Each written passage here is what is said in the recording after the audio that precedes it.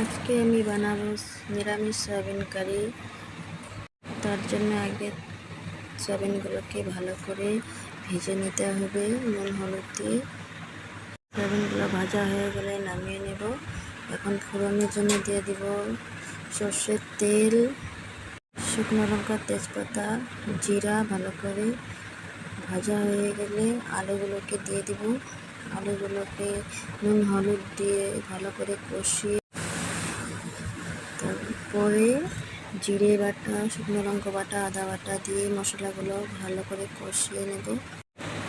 ভালো করে কষানো হয়ে গেলে ওর মধ্যে সয়াবিনগুলোকে দিয়ে নাড়াচাড়া করে ওর মধ্যে জল দিয়ে দেব। তরকারিটা ফুটে আসলে নামানোর আগে আমি গরম মশলা দিয়ে তরকারিটা নেমে নেব। রেডি হয়ে গেলে আমার নিরামিষ soybean curry. Tata, bye by.